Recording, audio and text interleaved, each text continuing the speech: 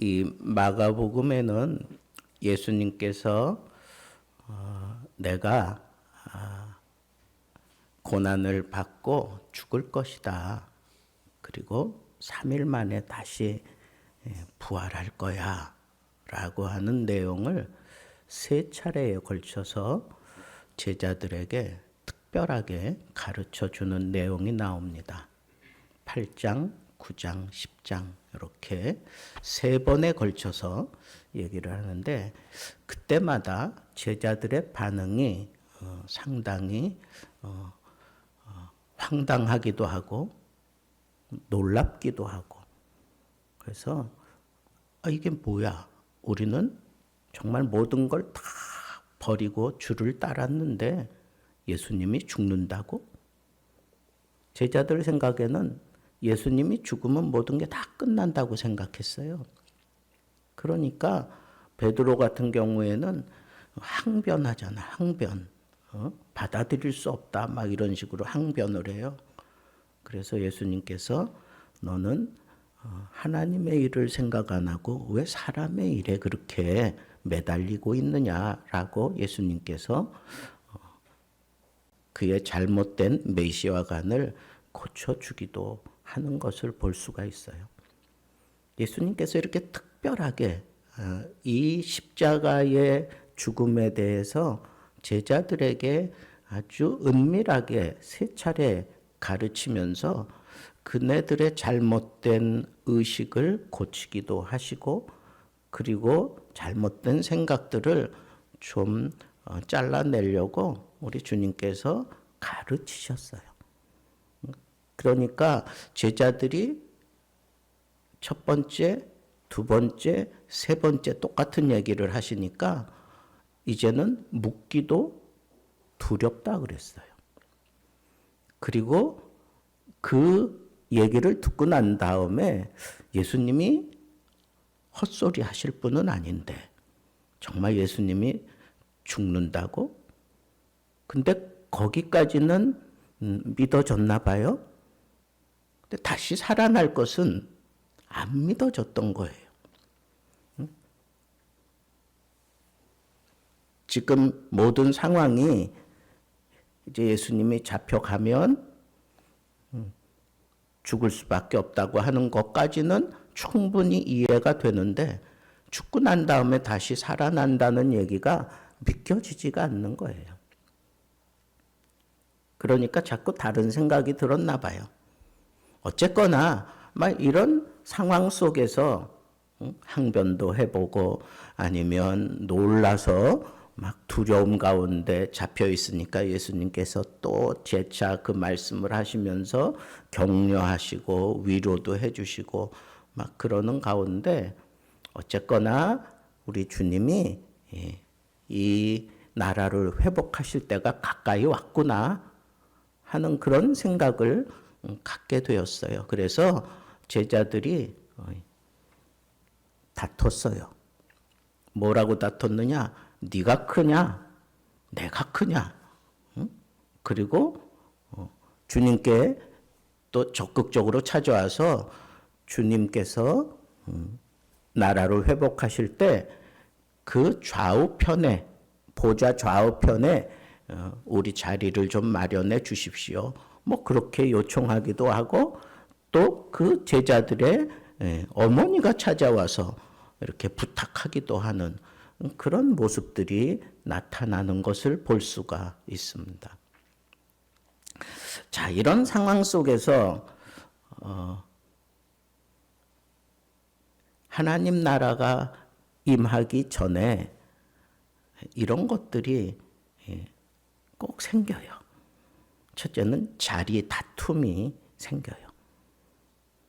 이 자리 내 거다.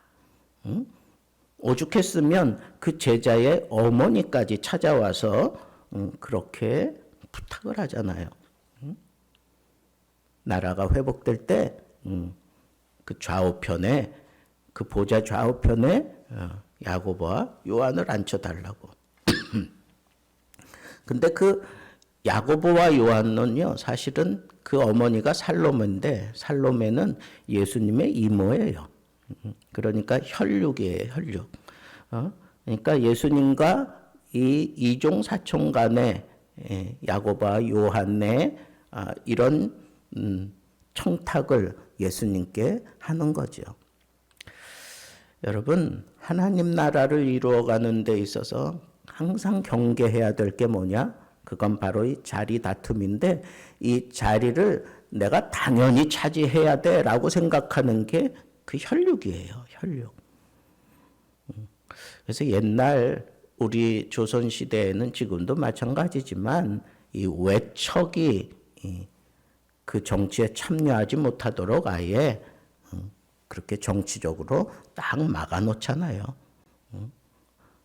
이 혈육이 끼어들면 그만큼 어려워진다는 거예요. 또 조급해져요, 사람이. 내가 하나님 나라가 이제 막 이루어질 것 같은 그런 생각이 들 때 사람이 조급해지는 일들을 자꾸 만나게 돼요. 그래서 베드로가 예수님께 우리가 주를 따랐는데 어떤 복을 주실 겁니까? 그러니까 예수님이 이 땅 위에서도 복을 받고 내세에서도 결단코 상을 잃지 않을 거다. 예수님께서 그렇게 분명하게 말씀을 하고 있는 것을 볼 수 있습니다.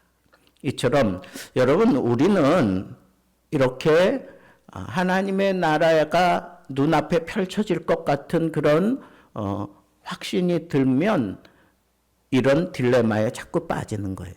사람이 조급해져. 그 다음에 세 번째는 하나님의 나라가 가까이 실현되어지려고 하는 때에는 사람들이 다 오해해요. 오해. 하나님 나라는 본래 이게 아닌데 사람들이 자꾸 이거라고 생각하면서 자꾸 오해하는 그런 일들이 자꾸 생깁니다. 그래서 영적인 하나님의 나라를 예수님께서 말씀하시는데 자꾸 이 지상에서 하나님의 나라가 이루어질 거라고 그렇게 오해를 하는 거예요. 적어도 예수님을 따라다니던 12 제자만큼은 영적인 그런 깨달음이 생겼고 그런 어떤 통찰력이 생겼으면 예수님이 지금 이건 영적인 얘기를 하시는 거다라고 하는 것 정도는 분별해야 되는데 이상하게 예수님의 제자들마저도 이렇게 오해하는 그런 카테고리에 스스로 빠져들고 있는 것을 볼 수가 있습니다. 그럴 때 예수님께서 그 오해를 풀어주기 위해서 하나님의 나라는 철저한 자기 희생을 통해서 이루는 거다. 그냥 부여받는 게 아니라 내가 희생해야만 그 나라에 동참하게 된다. 예수님께서 하늘 보좌 다 버리고 이 미천한 땅에 와서 십자가를 지신 것처럼 그렇게 철저하게 희생한 자들만 천국을 맛보게 된다라고 그렇게 가르치는 이유가 뭐겠어요? 사람들의 이 오해 상황을 풀어주기 위해서 그런 거예요. 제자들이 부탁해요. 주님, 그 좌우편에 예수님이 우리를 특별히 이렇게 제자들 가운데에도 훈련시켰던 사람들 아닙니까? 그러니까 야고보와 요한이 와서 그 좌우편의 자리를 우리에게 달라고 예수님께 부탁해요. 그러니까 예수님께서 너희가 내가 마시는 잔을 너희도 마실 수 있겠느냐? 내가 받는 이 세례를 너희들이 받을 수 있겠느냐? 이 잔, 이 세례는 고난을 상징하는 거예요. 근데 예수님께서 인정해요. 너희들이 나와 같이 이 고난을 당하게 될 것이다. 그 고난을 통한 영광을 너희들이 얻기는 하겠지만 그 보좌 좌우편에 앉는 것은 내 영역이 아니다. 그건 하나님의 영역이다. 라고 얘기를 하고 있어요. 예수님이 뭘 가르치려고 하는 걸까요? 너희들이 지금 나를 따라오고 지금 너희들이 내 제자가 된 것은 그 자리 때문이냐? 라고 되물어보는 거예요. 그 자리 때문에 그러느냐?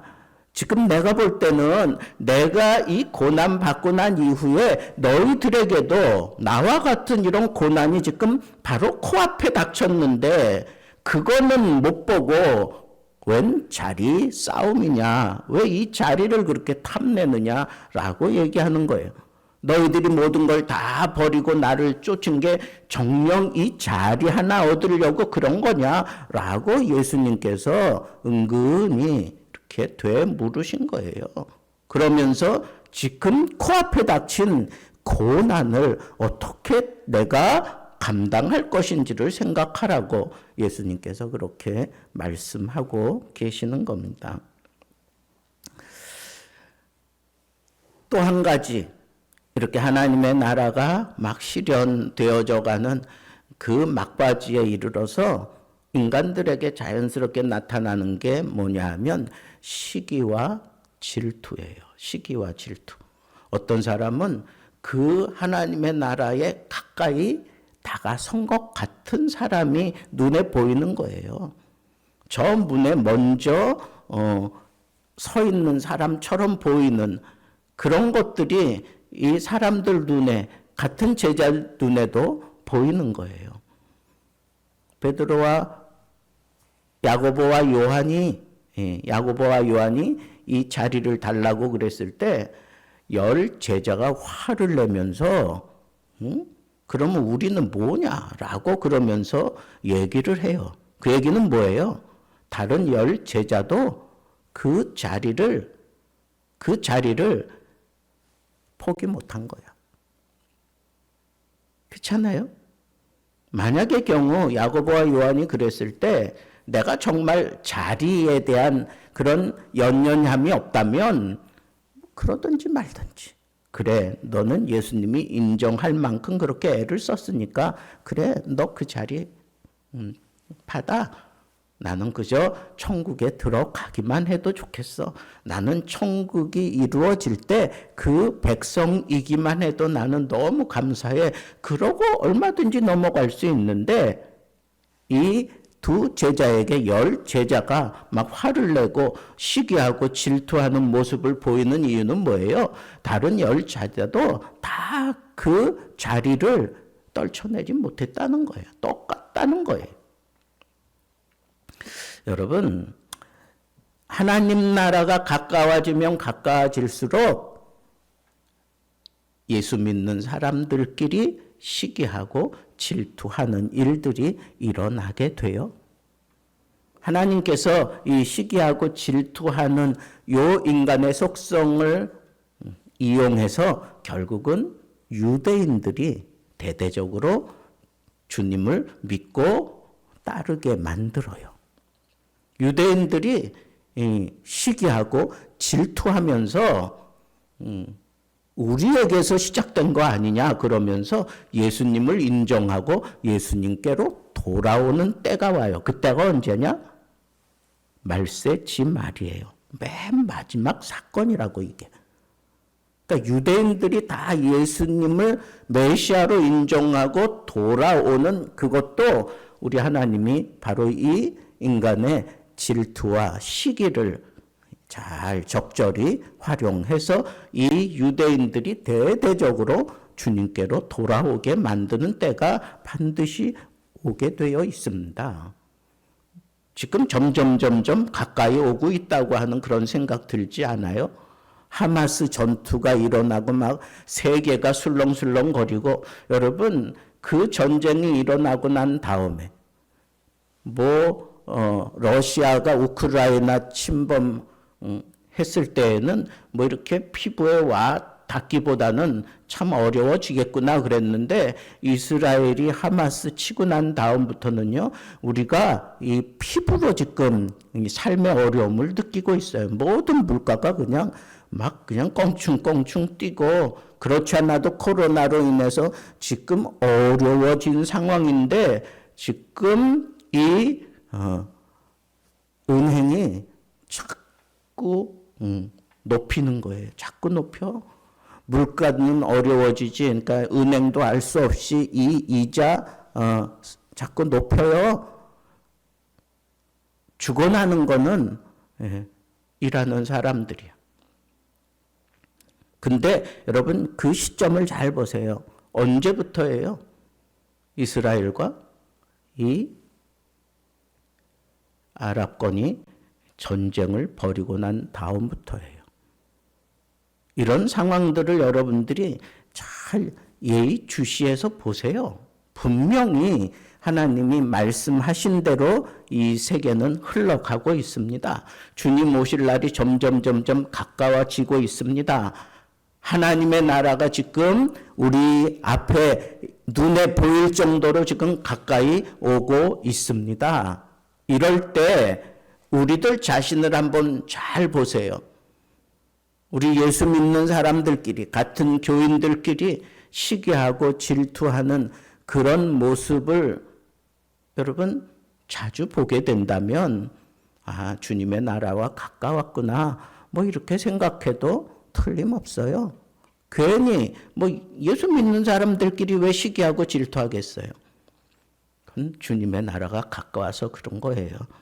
또 그뿐 아니라 사람들은 자꾸 이 하나님의 나라가 이 영적인 하나님의 나라는 생각하지 아니하고 육적인 그 유토피아만 자꾸 생각하는 거야.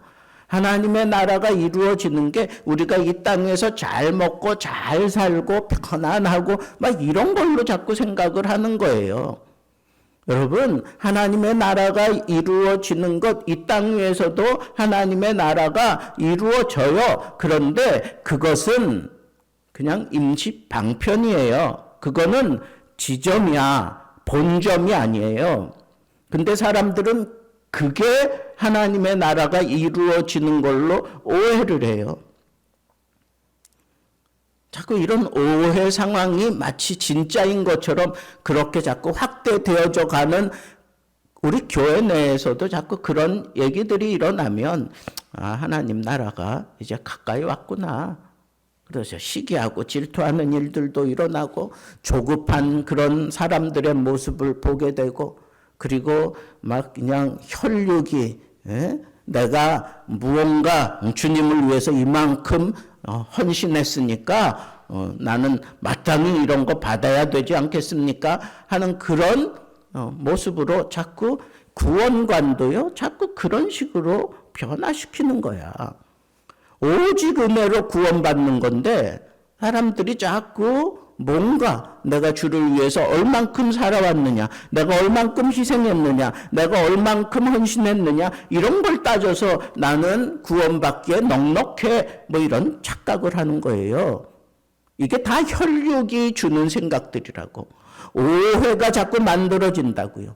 그런 걸 또 추구하다 보면 자꾸 거기서 시기와 질투가 일어나고 갈등이 일어나요. 그래서 하나님의 나라가 뭐 여기 있다 저기 있다 그러면서 자꾸 헛소리들이 자꾸 일어나기도 하는 때가 바로 주님이 오실 날이 가까운 하나님의 나라가 이루어질 때가 가까워져 온 줄 알고 예수님께서 제자들에게 요청했던 그 삶의 모습을 우리가 단단하게 붙잡지 않으면 언제 그 시기 질투에 내가 휘말릴지 오해하면요 사람이 이상하게 변합니다. 난 믿음 생활 잘해왔는데 이 오해 상황에 들어가면 한순간에 사람이 이상해져. 난 그런 건 많이 봤어요. 여러분 정말 진실하게 오래 믿은 사람이 갑자기 이게 진리라고 막 그러면서 이단에 막 빠지는 이유가 왜 그래요? 지금 우리가 사는 이 시대가 바로 그런 때이기 때문에 그래요. 그래서 우리는 예수님이 제자들을 어떻게 훈련시키고 어떻게 가르쳤는지 주목해야 돼요. 예수님이 이 하나님 나라가 가까운 이때에 이런 상황들이 너희들에게도 지금 나타났느냐? 이런 상황들이 분명히 일어날 것인데 그러면 어떻게 해야 되느냐? 한마디로 얘기하면 섬기며 살아라 하는 거. 어떻게 살라고요? 섬기면서 살아라. 섬기면서 살아라. 내가 크다. 이 자리는 내 거야. 그럴 때 예수님께서 무슨 가르침을 줬어요? 응? 크고자 하느냐? 저 말단에서부터 시작해야 된다. 말단에 앉는 자가 대접을 받고 큰 자가 된다 그랬어. 내가 첫 번째 자리에 앉으면 그 사람은 쫓겨난다는 거예요. 쫓겨난다는 거예요. 그 예수님이 아주 신랄하게 그런 상황을 들어가면서 설명을 했습니다. 여러분, 섬긴다는 게 뭐예요? 섬긴다 하는 것은 돕는 걸 얘기하는 거예요. 이 말세 지말에 우리 어떤 모습으로 살아야 되느냐? 돕는 모습으로 살아야 돼. 성도들끼리, 믿음을 가지고 있는 사람들끼리 도우면서 살아야 돼. 눈에 보이면 먼저 도우세요. 먼저 도우세요.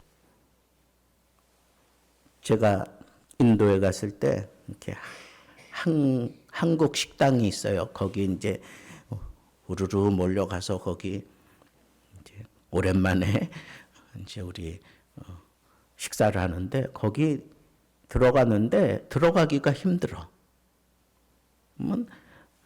젊은 애가 애기를 안고 업고 그냥 애들 앞세워가지고 다 손 벌리고 서 있는 거예요. 손 벌리고. 여러분, 한 사람이라도 주면 애들이 뭐 벌떼같이 몰려와. 저쪽에 있는 애들도 막 와. 그러니까 그런 교육을 받았으니까 그냥 들어갔어요. 그냥 들어갔어. 나올 때도 그냥 갔어. 근데 그 다음 날도 또 그 식당에 가게 되었어요.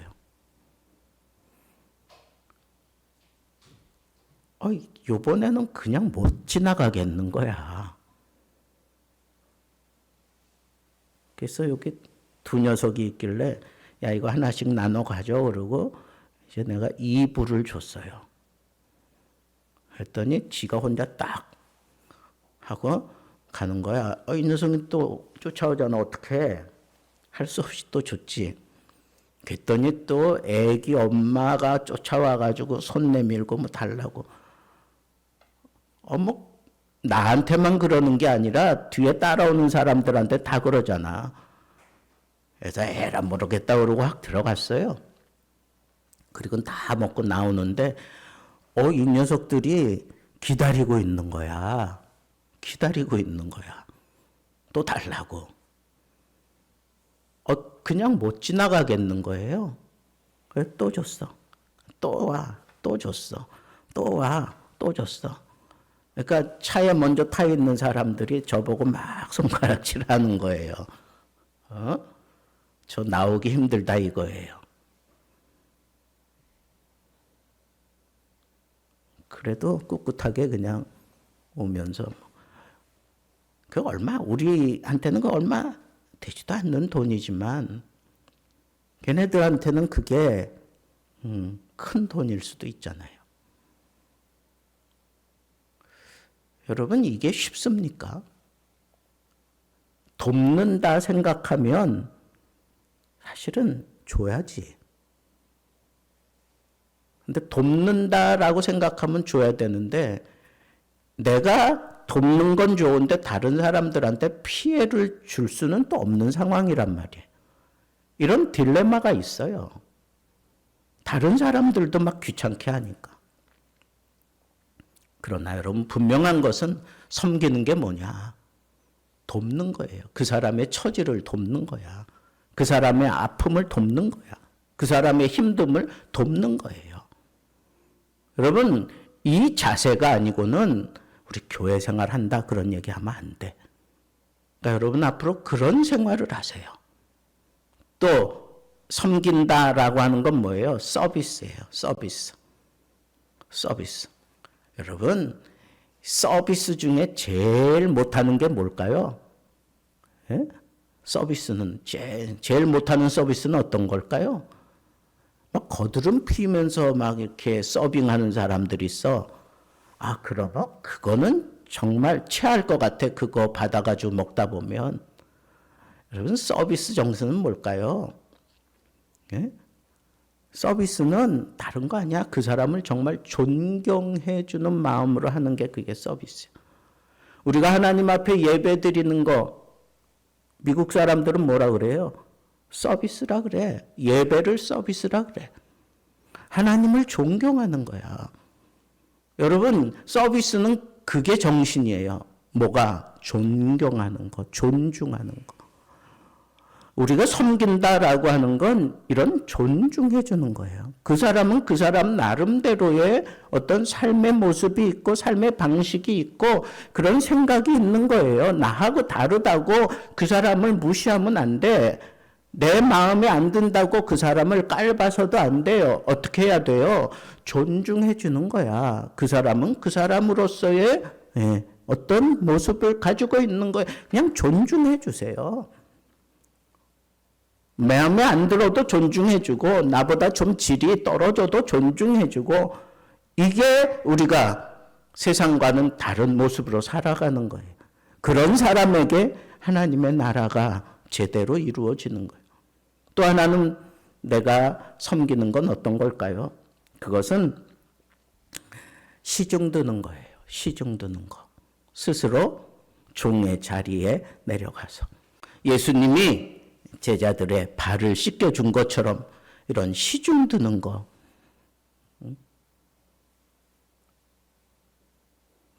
웬만하면 사람들이 세족식을 하면 다 깨져. 다 무장 해제돼요. 그리고 다 은혜 받아. 세족식을 받은 사람들은 은혜 받아.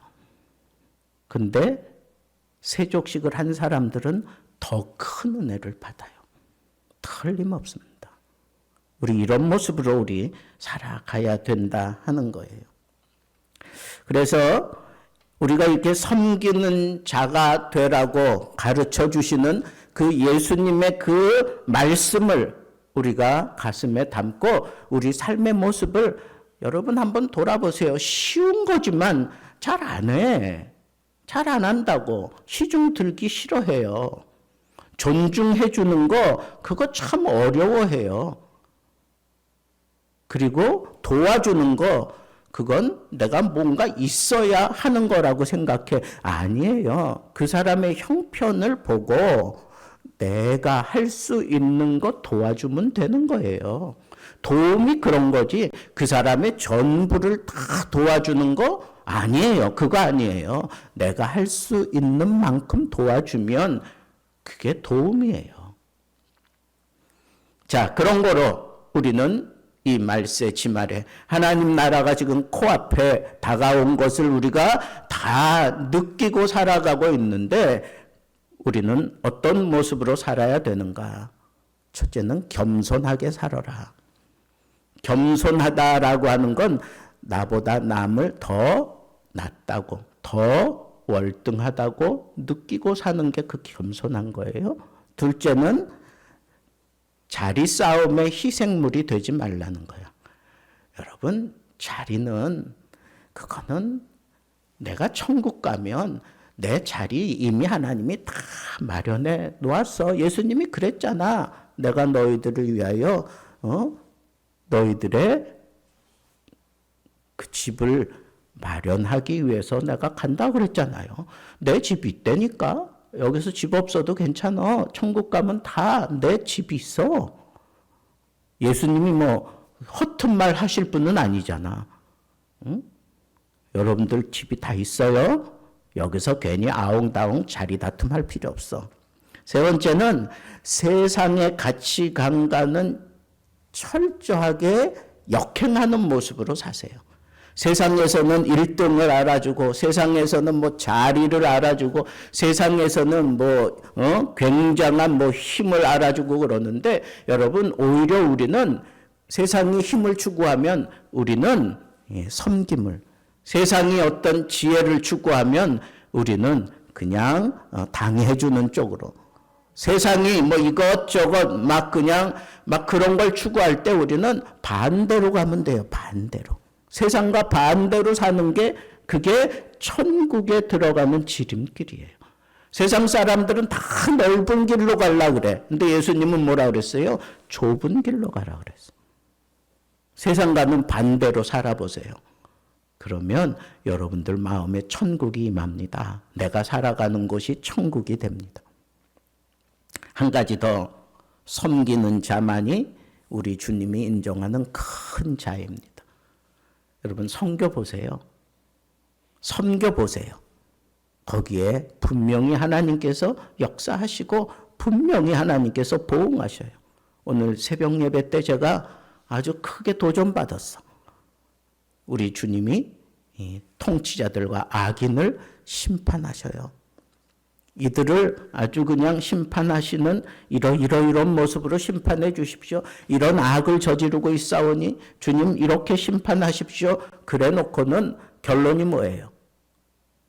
이 세상에서 하나님이 의인은 갚아주신다. 세상 사람들이 말하게 해 주십시오. 이거야. 하나님이 세상을 심판하신다 말하게 해 주십시오. 말할 것이다. 여러분, 양손에 이거 붙잡으세요. 그리고 흔들리지 마세요.